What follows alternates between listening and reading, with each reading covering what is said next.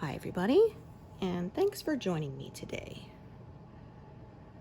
I am past 15,000, so way past what I was hoping to get to this month. I was hoping to get to 13,000, but the center of this piece was big blocks of color, so they went really fast.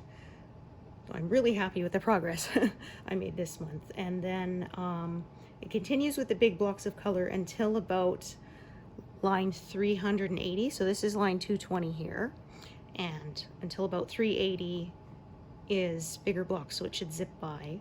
And then as I get to the far right hand corner, it will be more detailed, so that'll slow me down again. I'm thinking I'll get this pass completed probably mid-July, which will be 28,000 stitches total. We'll see how it goes. If I get it earlier than that, then woohoo. Today working on the waterfall that is in the center, kind of out of focus in the background. It's mostly grays. There's some light blues, even some black in this part. And like I said, as it is bigger blocks, it's going very quickly.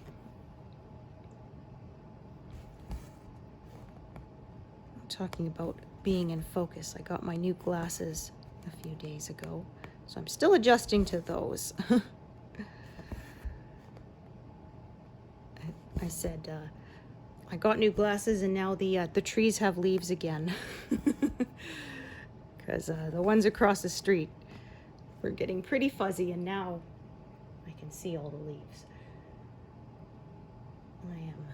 I didn't need progressives yet, but he said next time, because I'm kind of reaching the limit of where you can have both close and distance vision with a single prescription.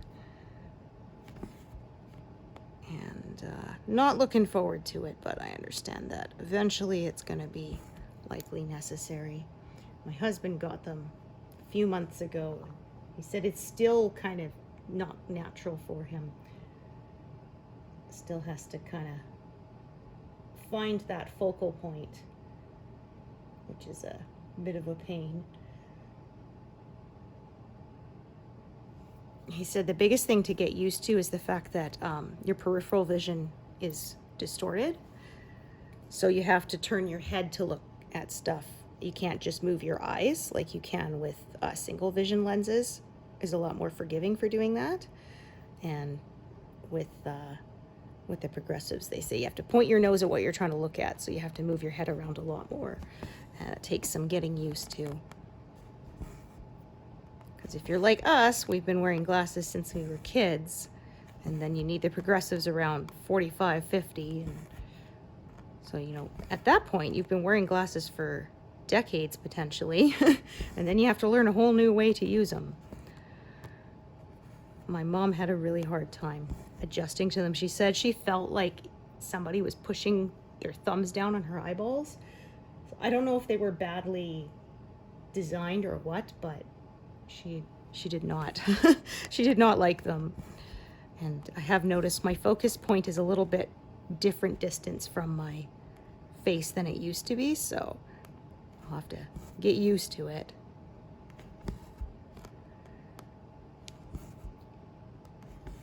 But I know I will. It's just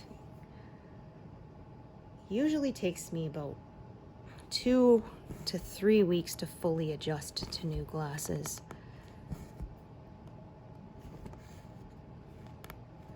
It's been kind of weird because my right eye basically didn't change prescription, but the left eye did. So I'm kind of having to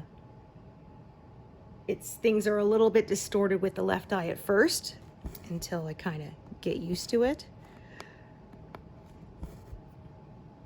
It's not bad. For the distance, I'm pretty much already adjusted to it, but for the closer is a little bit still more of a learning curve to get used to it. It's not as bad as when I was a kid. Things would get so distorted that the ground actually looked like it was curved for the first couple of days after I would get new glasses. That was no fun. Thankfully, I don't have that issue anymore. because my eyes haven't changed. When I was a kid, they jumped up like a point every year, so it was a big adjustment. And thankfully now that I'm older, it's more stable and it's just minor little tweaks. I had my eyes checked a couple of years ago, and the changes were so minor that they said I didn't need to bother getting new glasses, so I didn't. And then I had minor changes from that time, so at this point it was worth getting new ones because there had been enough of a change since my current prescription. But that also means a little bit more of a adjustment period. Glasses are not cheap. I know you can get cheaper ones like Specsavers and stuff, but I had a really bad experience once. I went with cheap ones and I spent 6 weeks trying to adjust to them, and things were not clear. And so I finally ended up having to cave and go back to my regular glasses place to get, and as soon as I got them with the supposed same prescription, I could see almost immediately clearly. So I think they messed up the glasses, and they claimed they were fine, so what can you do? Because I know they said people order online from Zenny and stuff, but they said that's pretty much better if you have only a minor vision correction or you need like readers kind of thing, but I have extreme vision correction. I'm -10, so and if they get it even slightly wrong, it causes a lot of eye strain and headaches, as I found out the hard way. So you only get one pair of eyes, right? You want to take care of them. Got a short piece I'm going to use for this stitch up here, and then I'll start a new one for the bigger section down below. So hard to believe, a couple weeks ago we had snow, now we're having a heat wave. I usually try not to turn on my AC this early in the year, but it's been almost 90 degrees Fahrenheit here in the 30s for Celsius, and that is just too hot for me. This is the time of year when I start adjusting how I cook.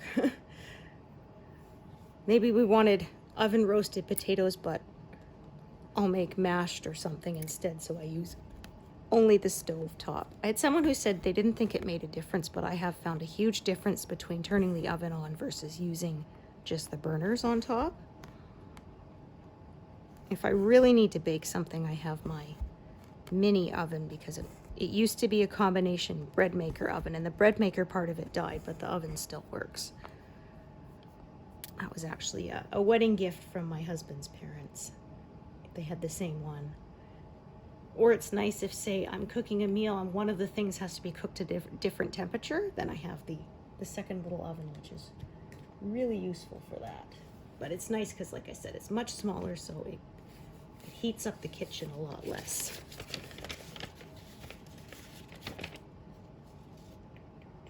Okay, yeah, the little motor part in it burned out. That was for kneading the dough. I have not bought combination bread makers / ovens anymore, like where you just put them in and start it up and it kneads it and everything, and then bakes it too. I don't use those anymore because ever since this one died, every one I bought afterwards has been garbage. It died within like just over a year. Of course, it's got a year warranty, so of course, like a year and 3 days, it dies, because isn't that always the way? And now when I want to make bread, I have a stand mixer. And that's another one. I have a Breville, which I really like. I actually paid the extra to get your KitchenAid because that always was the gold standard, right? And yeah, it was not good. You could hear the motor slipping within a few months. And I know it was within the year warranty, but of course that one I couldn't find the receipt. So I ended up using it till it died, which was not, it was a year and a half. I put the receipt in a safe place, which means, of course, that, you know, never see it again. There was even a joke I shared that had, it says, how to perform the great rite of banishing. And it says, say, I need to put this in a safe place, and then proceed to do so, and then you will never have it again. And then they said, the only way to undo the banishment is to buy a replacement. Then it will be undone, and then you will have two. Which I said is exactly what happened when I had, I couldn't find my kettle. And I searched through all the cupboards and could not find it, bought a new one. And then, of course, a week later found the old one, which was in a cupboard that I know I searched. So,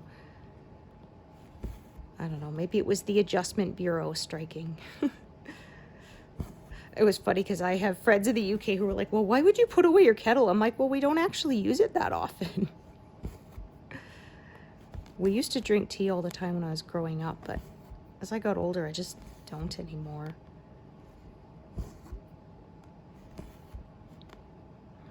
It was funny, actually, because my sister said, because we used to, when we were kids, a lot of times we didn't have a kettle anymore. In fact, we had a designated little pot that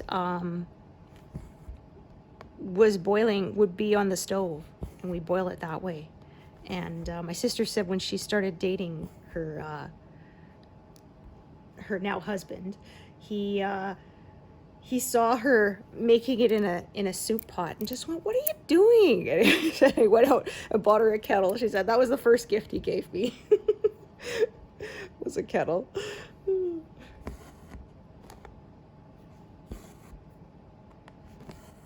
And he's not British either, but it's just funny. All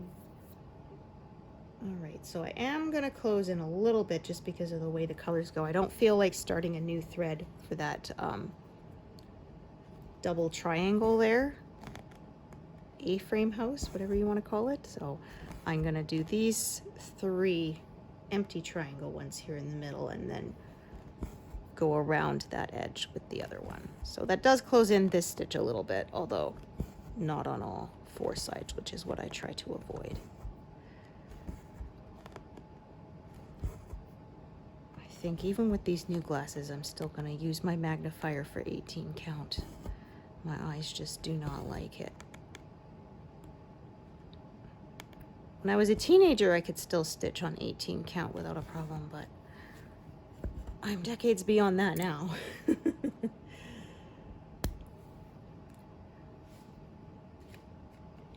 was funny saying wearing glasses since I was a kid, and I probably needed them a year sooner than I got them.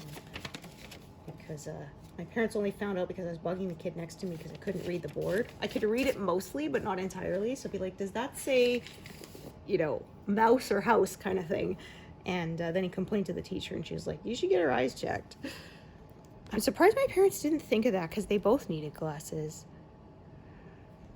Which is why we got our son's eyes checked before he started kindergarten, because we figured with the genetics he had to work with, almost certainly he was going to need glasses, and he did. And my husband had the same thing, and he said his cousin got glasses. And he said, oh, can I try them? And he put them on, and oh, wow, things look clear. And he told his parents, I think I need glasses. But they just thought, oh, well, you just want them because your cousin got them. So they didn't bother. And then he went to school, and the teacher said, I think he's nearsighted. It's funny, neither of my in-laws used glasses, but all their kids needed them. Towards the end of her life, my mother-in-law had readers, but I mean, most people do. Once you get to a certain age.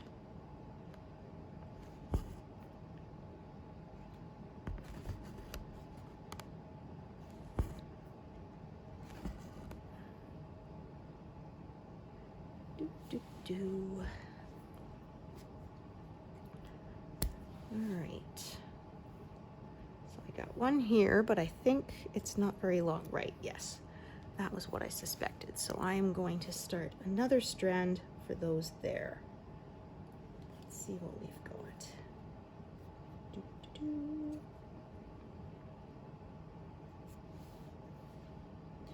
Talking about our wild weather, because of the sudden change from cold to hot, we've had some wicked thunderstorms already. Usually this time of year we get quite a lot. Although the first year we moved to, oh, I already have one parked there. Haha! I was not paying attention. I bet some of you saw it too. Oh, silly me. Okay. Anyway, first year we moved to Alberta, it was, I don't know why, but conditions must have been just right for thunderstorms. We had a thunderstorm almost every night for weeks. We moved in the summer, and it was wild.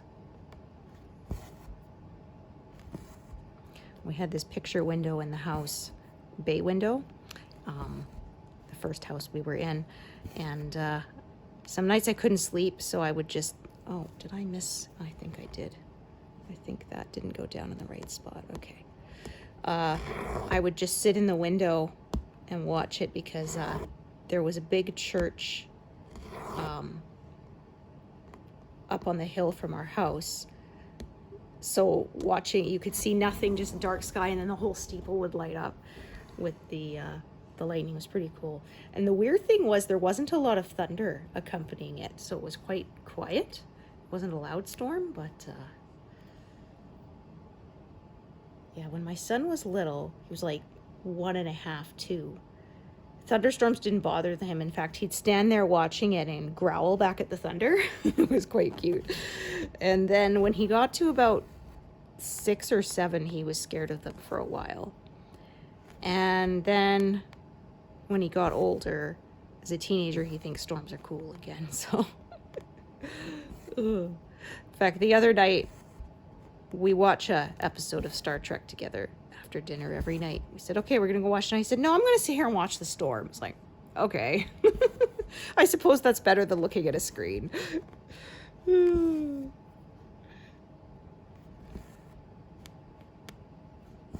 Thunderstorms used to scare me too when I was a kid.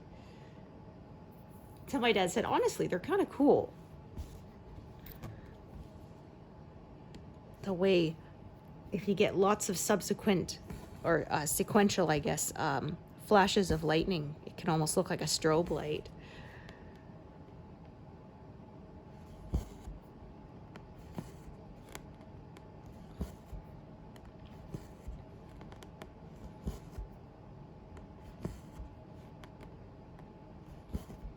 Oops. There we go. That was trying to form a knot.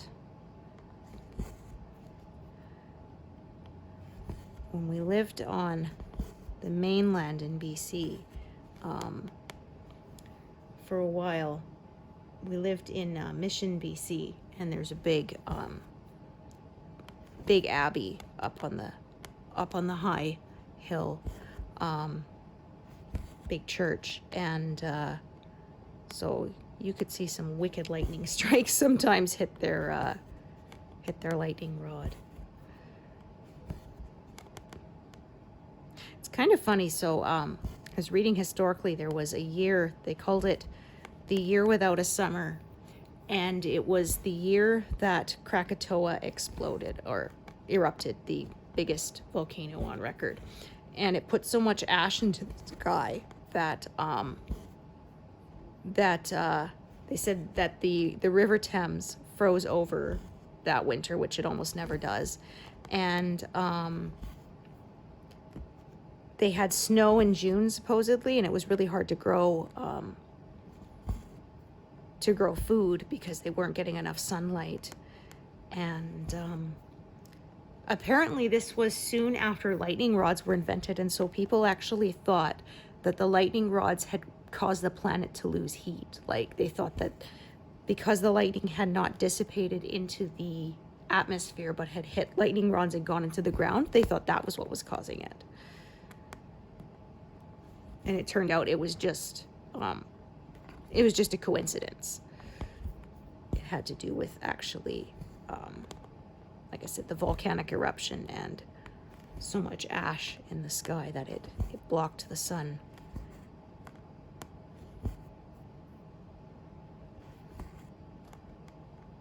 Apparently, I read that some of the artwork that was done that year, the skies were kind of orangey, and that was, people thought for a while it was artistic license, and they said, no, it actually might have been the skies were kind of orangey because of so much soot and ash in the air from the volcano. Well, that was kind of interesting.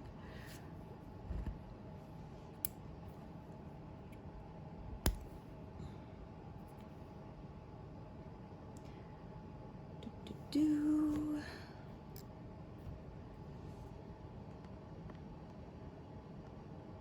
these two strands will come around either side and kind of meet in the middle. I'll probably have some leftovers of one of them. That's often what happens.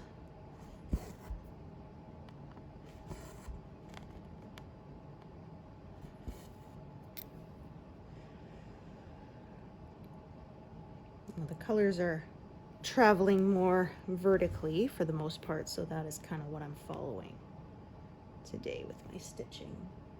Don't think that one is out.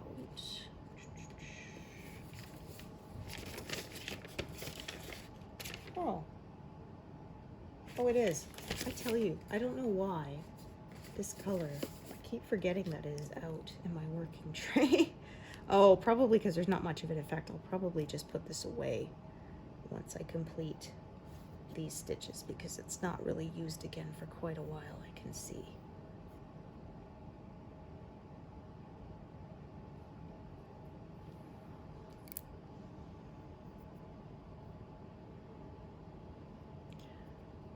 So it's looking like my estimate for next month will be around 24,000.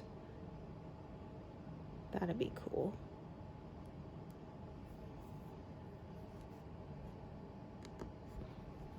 I think I started around 2 point something% and I've reached almost 8, so I'm really happy with how much progress I made. Yeah, I was 2.3% in at the end of the end of last month, end of April. And like I said, I'm closing in on potentially 8%.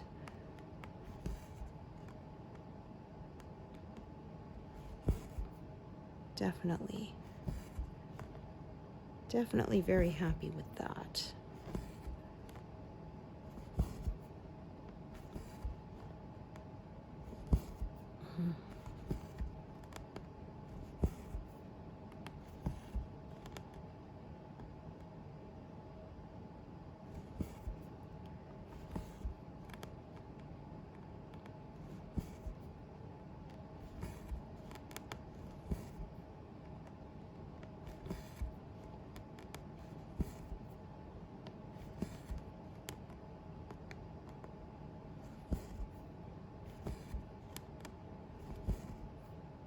I do have to get used to my focus point being a little bit different distance than it was, but I do notice I'm not squinting at all anymore, so definitely is an improvement. I ended up getting the same frames as last time. They were kind of surprised when I picked them out, and I said, well, I liked the shape from last time, so why not? I don't really like change. I was happy with these. Plus, I said there's a bonus too. If I broke the frame, that means I got a backup.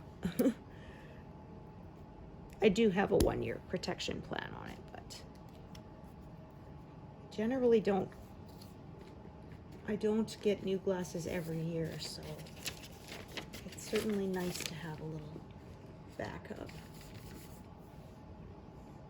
So I always keep the last one and then sort of the prescription before the last one. I often will then donate it. They take old glasses donations, so.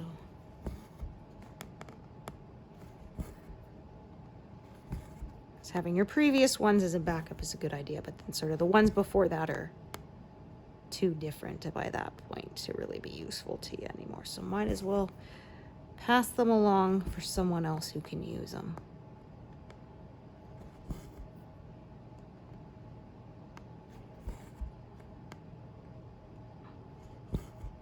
It's kind of wild. Someone said, like, when you think about it, like, put melted sand in front of your eyes and now you can see.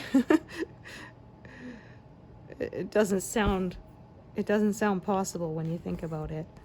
I didn't know for a long time that that's what glass was. Because, I mean, that just sounds ludicrous, right? Ooh.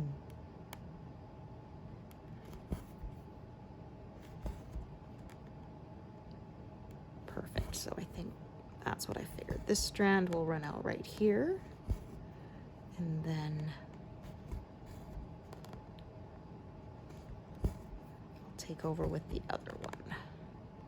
Tie this one off here. Take over with the other.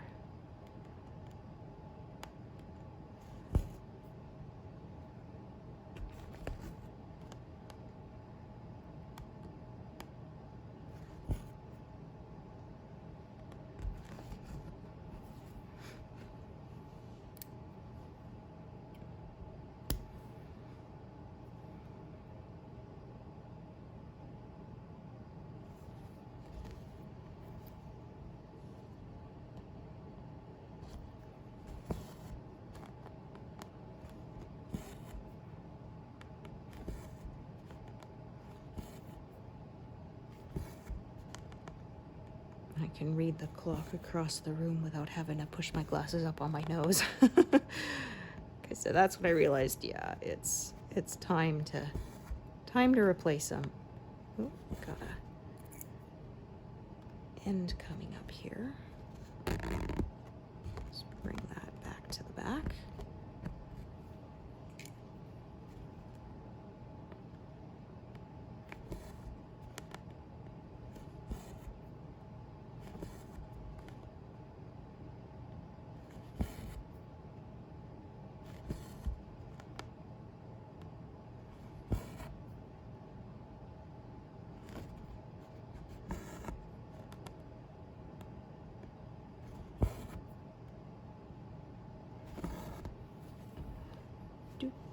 I wonder if there's much of this color used. No, it looks like that's another one I can pack away because, yeah, it's not going to get used until I've moved the frame over a few times. Move the frame over about every 50 to 60 stitches or so.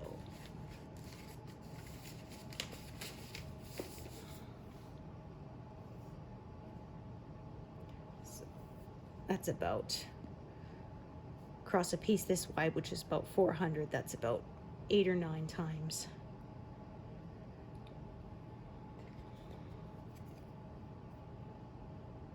I guess sometimes a bit more because, of course, I stop at the middle of the, or at the end of the month to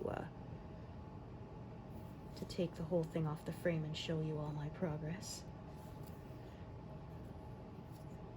That'll be up next. Goodness, this piece is very twisty.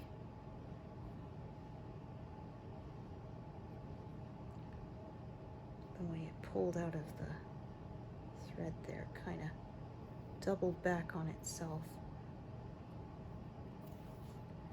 Hold it up and give it a little extra time to unwind. Hopefully it won't tie itself in too many knots while I stitch with it.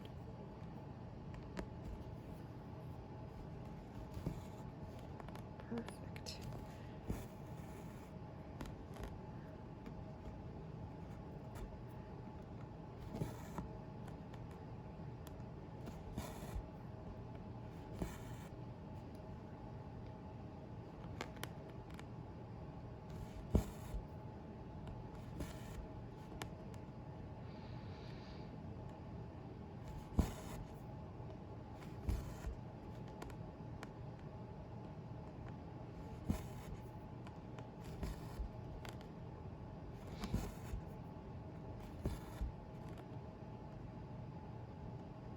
We had 2 weeks ago, we had a flurry warning. Now we have a heat warning. But then in a few more days, it's supposed to cool down to around 20 degrees Celsius. Oh, there was a knot in this one. I just realized it. Yeah. Yeah, now it just came free. Oh, how annoying. Okay. That's all right. We can fix that.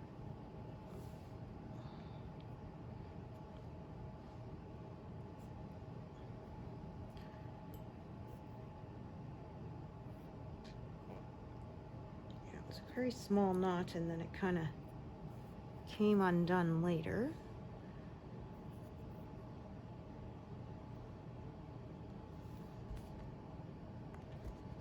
So I used to do the whole turn it over and try to pull it on the back, and it's such a pain. You can never seem to find the right one to pull, I find. I would even go from the front, thread the needle to the back so I knew exactly which spot it was at, and it still didn't want to work. So I found this works better. Take a scrap piece of thread, thread it through that loose loop. Oh, might need to trim this so it will thread properly. And then thread it so you got the loop caught on the that extra loop, and then just go back down where that stitch came out, pull it taut to the back, and then tie it off as if you were ending any other stitch.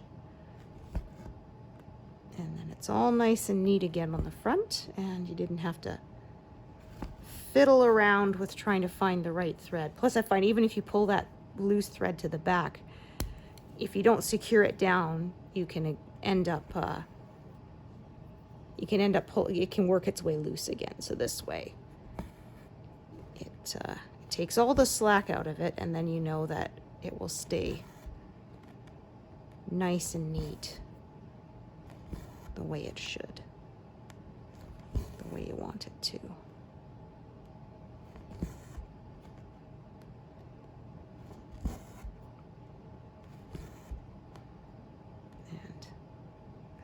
I try to avoid turning my work over whenever possible. Let's not have another knot on the back there, if you don't mind. There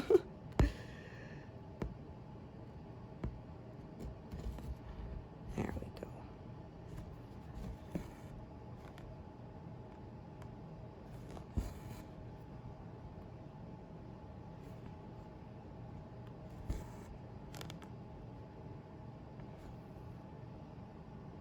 Those two, do this one.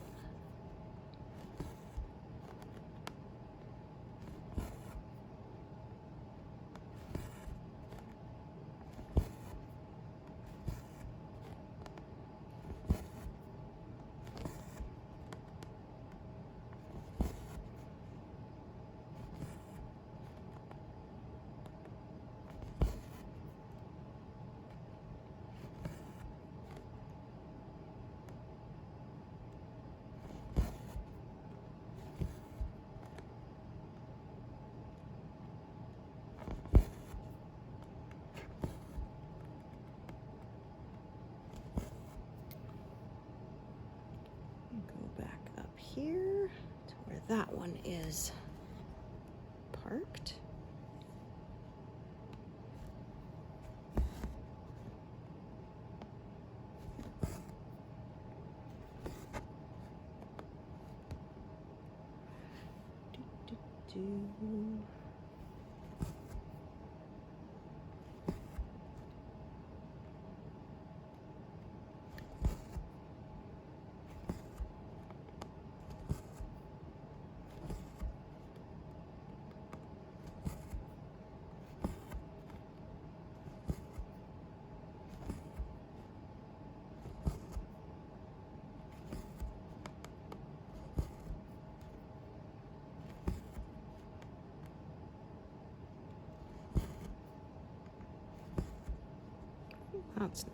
Oh, that was just was that trimmed little end? Yeah, I forgot to pick up earlier.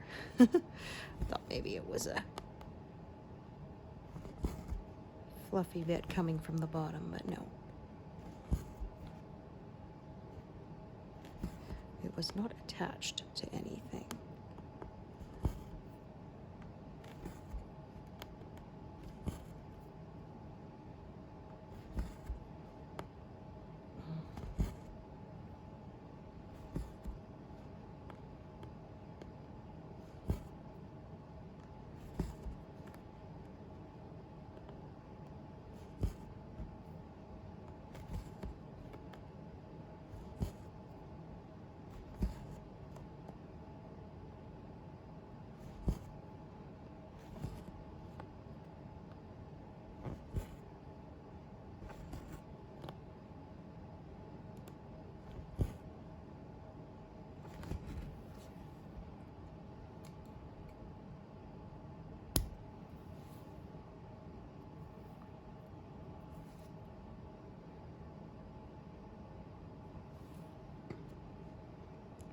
Another color that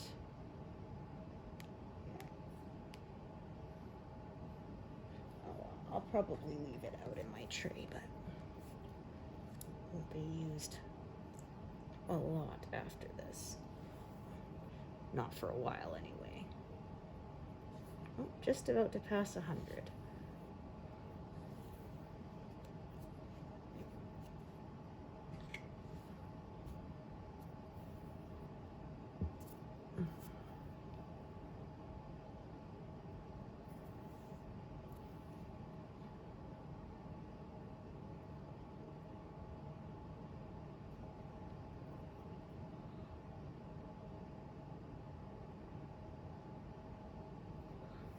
Oops.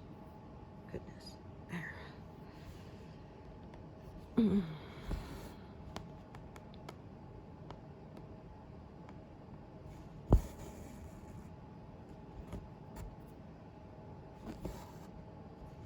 That won't work. Try that again.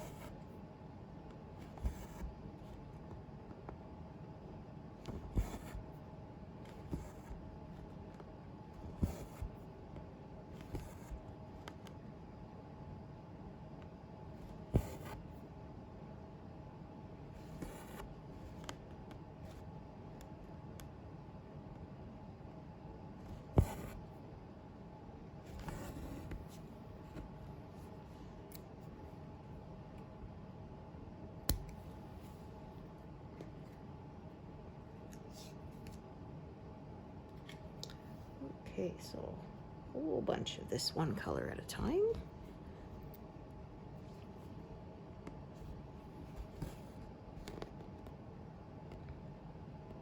Sometimes I work more horizontally. This time the colors are kind of going more vertically, so that is the direction I'm working in today.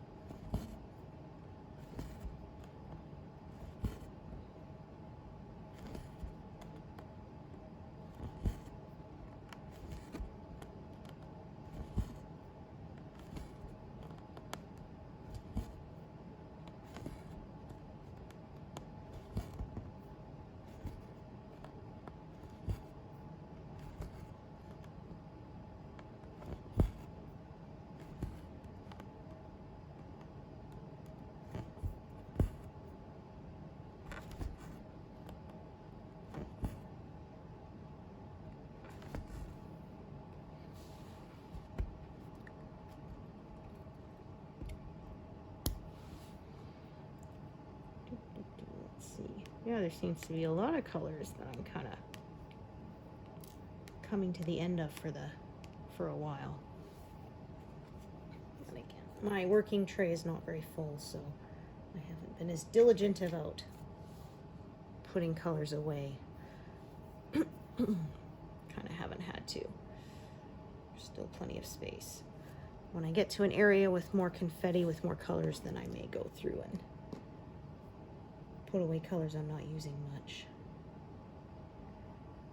As I say, my tray holds about 30 colors, and obviously there are more than 30 colors in this piece, so I can't have all of them out at once. So I have the ones I'm using the most out, and I change what those are depending on what part of the picture I am stitching.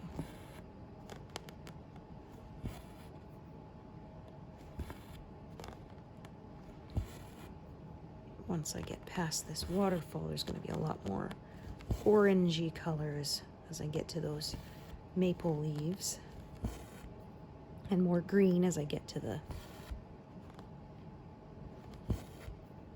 evergreen on that's in that far right, upper right corner.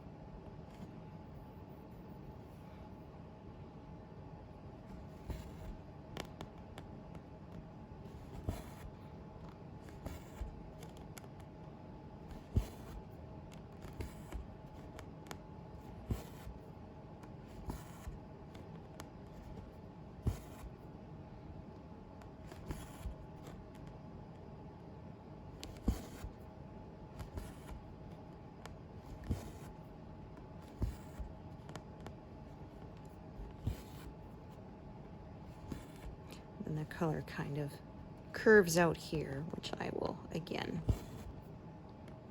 likely follow with my stitching.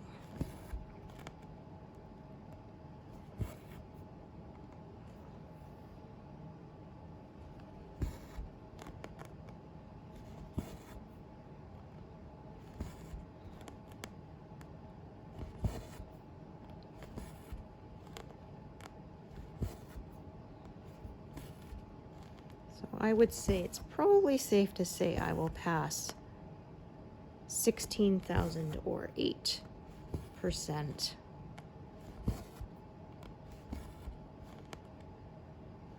for the total for May.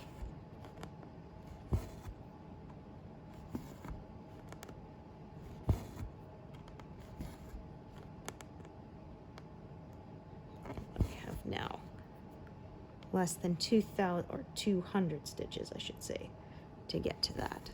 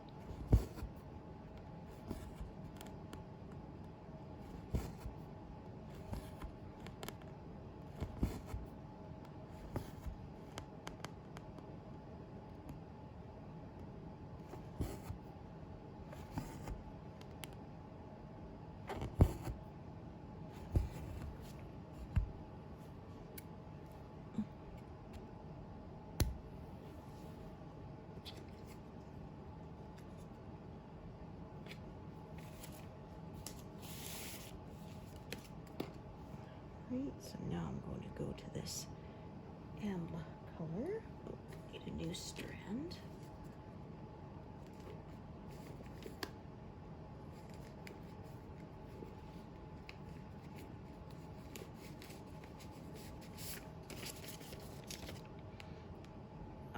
another color that I won't be using much after I get this shape here completed.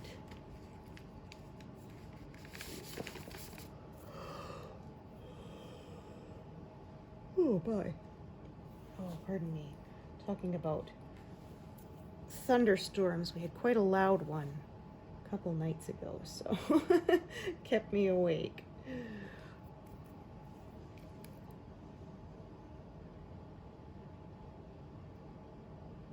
Then a crow decided to show up at 5 in the morning after it was over.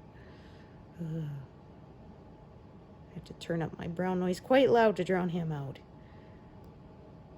Crows are a very harsh sound. It really carries.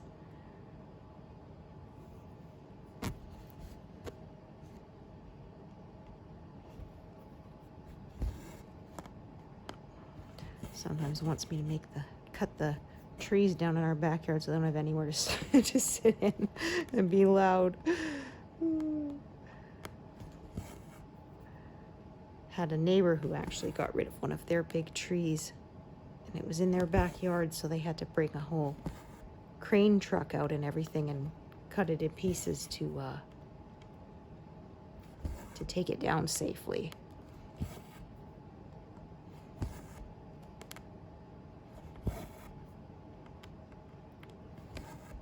Yeah, this neighborhood of houses and stuff was kind of all built around 50, 60 years ago. So the trees that were planted at that time are kind of coming to the point where they're starting to die and need to be removed before they fall on any buildings. There's one behind one neighbor's house across the street.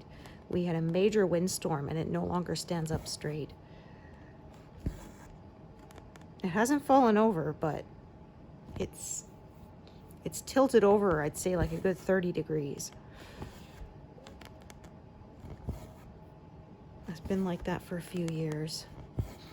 My smaller apple tree kind of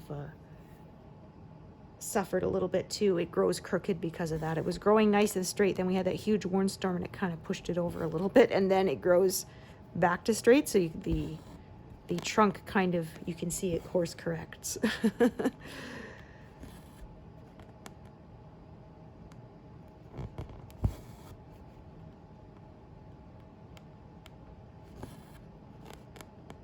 It was straight, then it went crooked, and then it's straight again.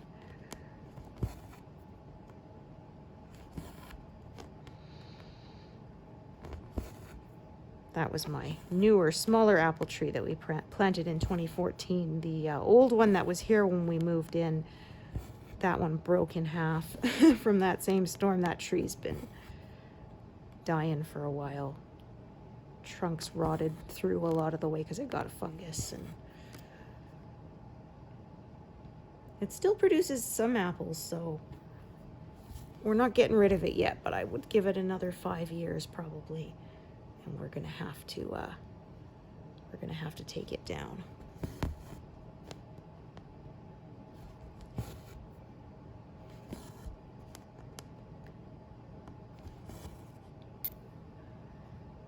Alright, I could continue with that color, but I think I'm just gonna come up to the top here for a bit and work down again, just because I feel like it. Either direction would work though. So sometimes I'll choose to just keep working that curve, and sometimes I'll choose to come on up here and, oops, that is not going to be good. That is wrapped around some other threads, so I'm just going to unthread it. There, pull it free. And I'm going to kind of set these aside, I think, for the moment. So focus on everything that's kind of within this arrow symbol downwards.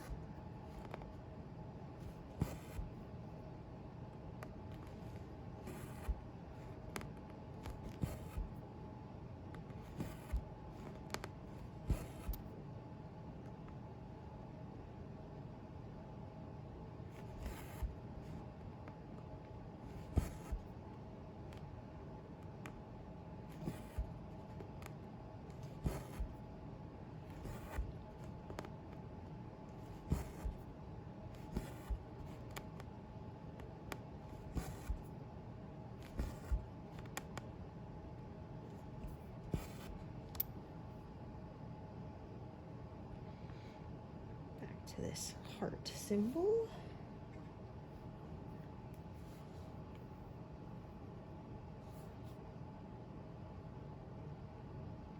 Goes down quite a ways.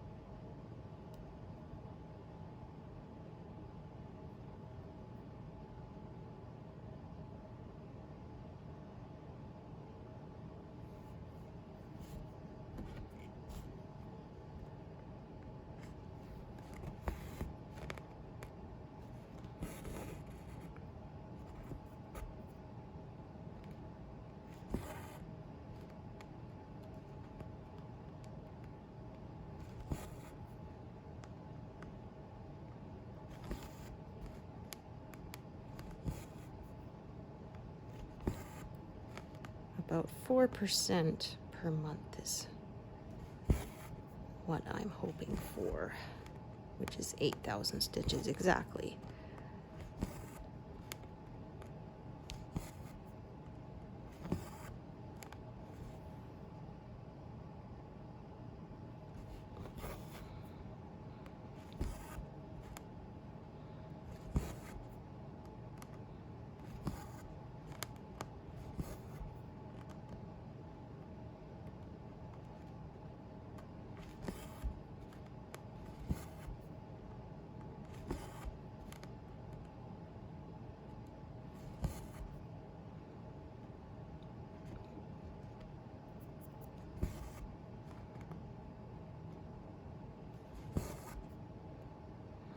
I'm hoping next month I want to try and find time to completely finish my peacocks. So wash, iron, mount, all that stuff.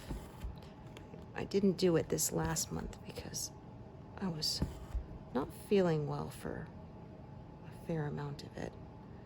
Finally had to go to the doctor and get some meds because I wasn't able to kick it on my own. And I'm not 100%, but I'm getting there. I'm feeling much better now.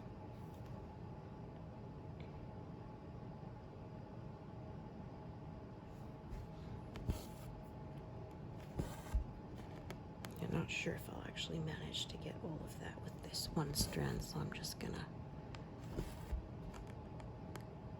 I color it in as I go. I had someone ask, why do you stitch it and then just color it in after? But I said, color as I go because otherwise I'll lose my place.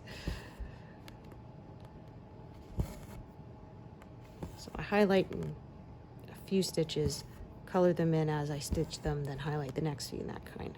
I make fewer mistakes that way.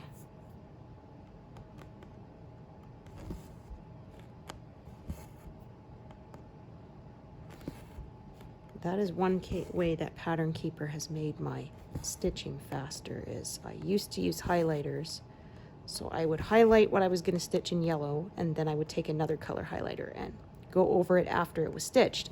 And I was always paranoid about getting highlighter marks on my work, so that meant that I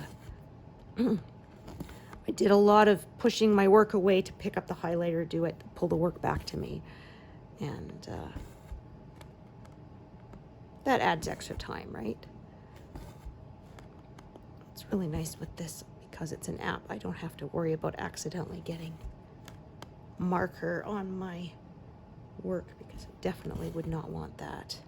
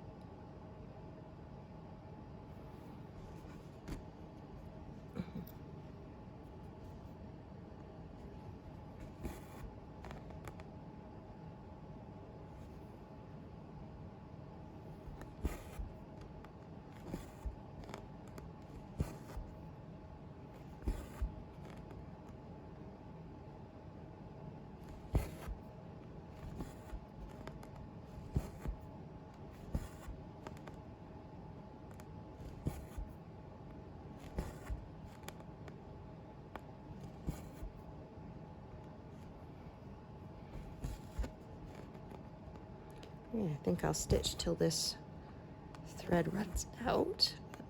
That'll take me to well over 200.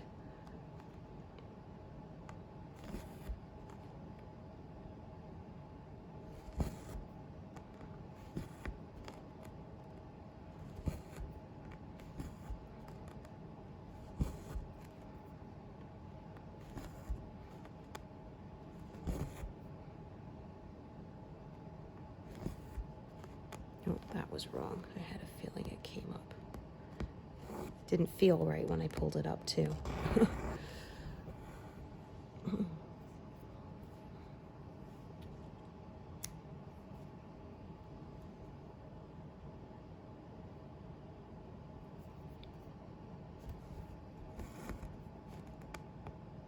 There we go. I was off by the teeniest little bit.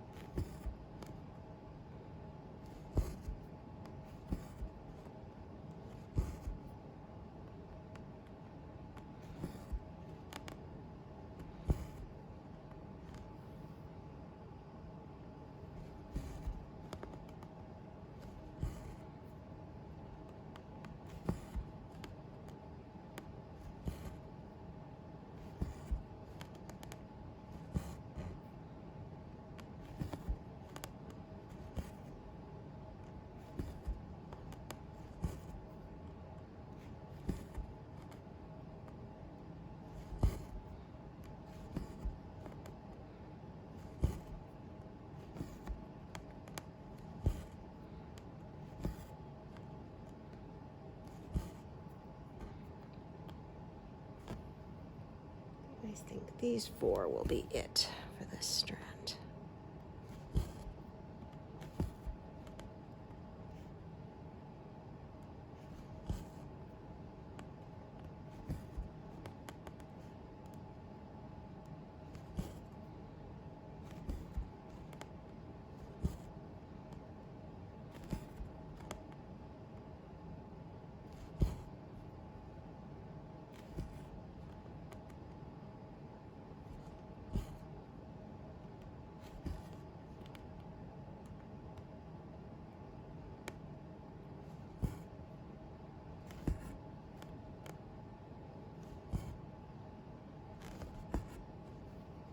Oh, I think that one's off a little bit.